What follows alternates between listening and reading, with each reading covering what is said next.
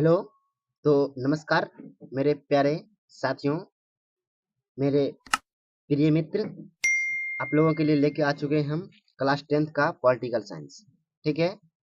तो class 10th का जो पॉलिटिकल साइंस है, आज पढ़ेंगे हम लोग चैप्टर नंबर 2। ठीक है। चैप्टर नंबर 2 पढ़ेंगे। तो राजनीतिक शास्त्र पॉलिटिकल साइंस। ठीक है। राजनीतिक शास्त्र बोलते हैं, इंग्लिश में बोलते हैं पॉलिटिकल साइंस। तो चैप्टर 2 में जो है सत्ता में साझेदारी की कार्य प्रणाली।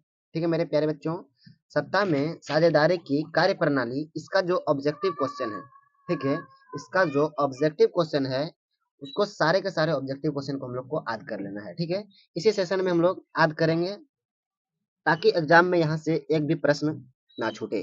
ठीक है मेरे प्यारे बच्चों।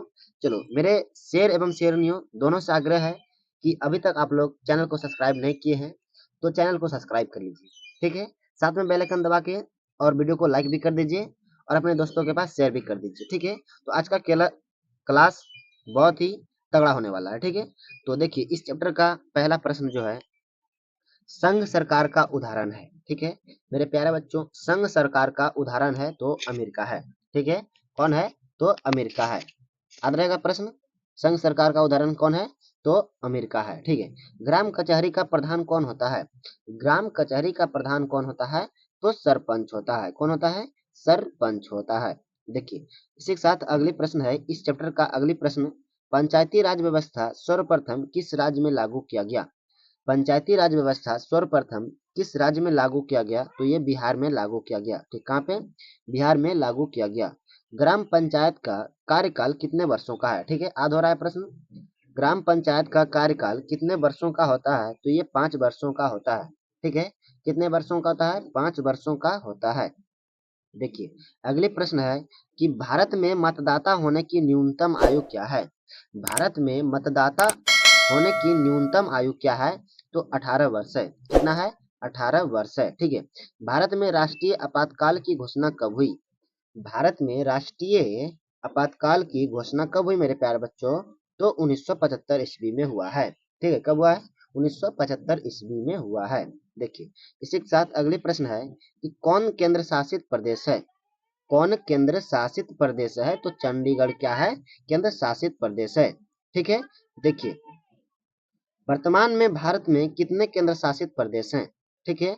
वर्तमान में कितने केंद्र शासित प्रदेश हैं? तो 7 कितने हैं दोस्तों? 7 केंद्र शासित प्रदेश हैं। ठीक है। चलिए, अगले प्रश्न है, अगले प्रश्न, भारतीय भारतीय संविधान की 8वीं अनुसूची में कितनी भाषाओं को स्थान दिया गया है? भारतीय संविधान की 8वीं अनुसूची में कितनी भाषाओं को स्थान दिया गया है? तो 22 भाषाओं को स्थान दिया गया है। ठीक है। भारत में किस प्रकार की शासन प्रणाली है? भारत में है जो बच्चों, वो किस प्रकार की शासन प्रणाली है? तो संघीय और संसदीय प्रणाली है। ठीक है। देखिए, इसी के साथ अगले प्रश्न है कि भारत में पहला नगर निगम कहाँ बना? भारत में पहला नगर निगम कहाँ बना? तो चेन्नई यानी मद्रास में बना था। ठीक है। कहाँ पे बना था? मद्रास, चेन्नई में बना था। केंद्र शासित प्रदेश चंडीगढ़ है। ठीक है। चलिए, अगले प्रश्न है कि भारत में किस प्रकार की शासन प्रणाली है? तो संघीय संसदीय शासन प्रणाली है। संघ राज्य की विशेषता नहीं है तो एकहरी शासन व्यवस्था। ये क्वेश्चन बहुत ही मोस्ट इंपॉर्टेंट क्वेश्चन है, भी क्वेश्चन है। ठीक है। संघ राज्य की व्यवस्था व्यवस्था विशेषता नहीं है तो एकहरी शासन व्यवस्था नहीं है। ठीक है। देखिए, अगली प्रश्न है कि पटना नगर निगम के प्रधान को क्या कहा जाता है? पटना नगर निगम के प्रधान को क्या कहा जाता है? तो महापौर कहा जाता है। क्या कहा जाता है? महापौर कहा जाता है। देखिए, अगली प्रश्न है कि पंचायती राज त्रिस्तरीय स्वरूप में इनमें से कौन नहीं है? तो नगर निगम नहीं है। ठीक है। कौन नहीं है? नगर निगम नहीं है। देखिए, अगली प्रश्न है कि भारत में सर्वप्रथम नगर निगम की स्थापना कहाँ की गई? तो चेन्नई में, मद्रास में की गई। भारत में राष्ट्रीय स्तर पर पंचायती राज की स्थापना कब हुई? तो यह की थी 1959 ईस्वी में। कब किया गया था? 1959 ईस्वी में किया गया था। ठीक है। देखिए, अगले प्रश्न, बिहार में पंचायती राज का स्वरूप कैसा है?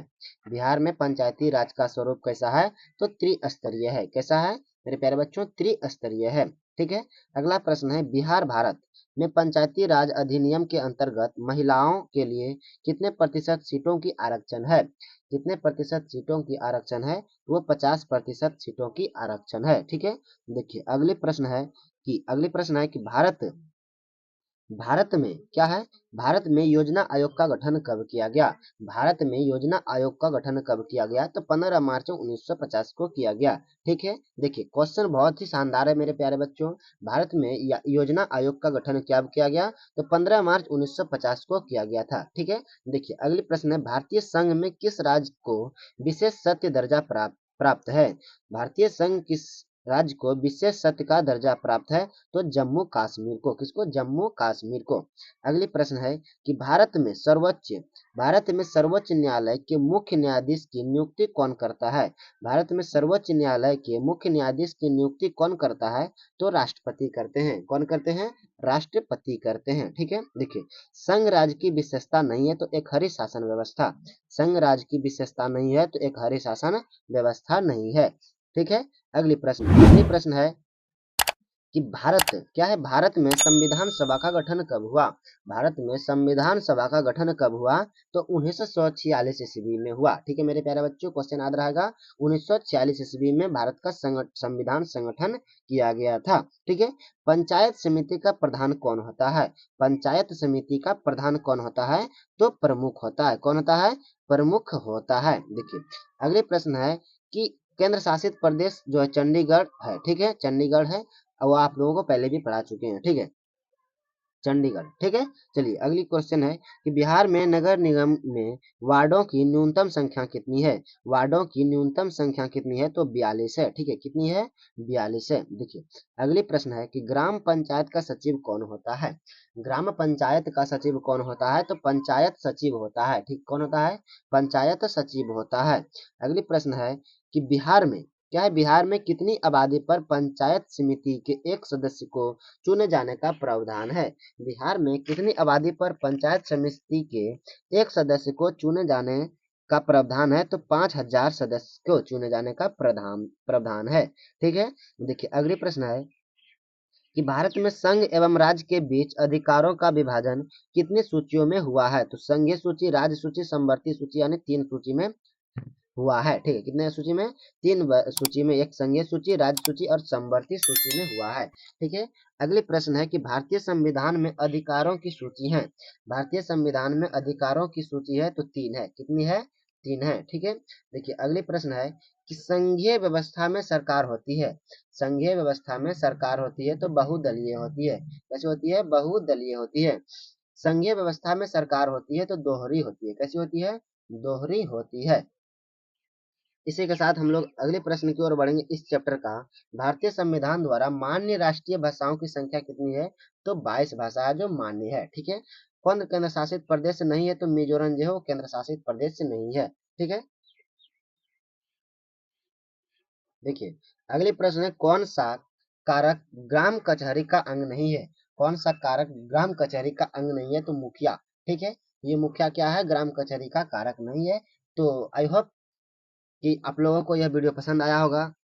यदि पसंद आया होगा तो चैनल को सब्सक्राइब कर लेना है, साथ में बेल आइकन दबा के वीडियो को लाइक करके दोस्तों के पास शेयर कर देना है। तो मिलते हैं चैप्टर नंबर 3 के साथ अगली वीडियो में। आज के वीडियो में तक जय हिंद, जय भारत मेरे मित्रों।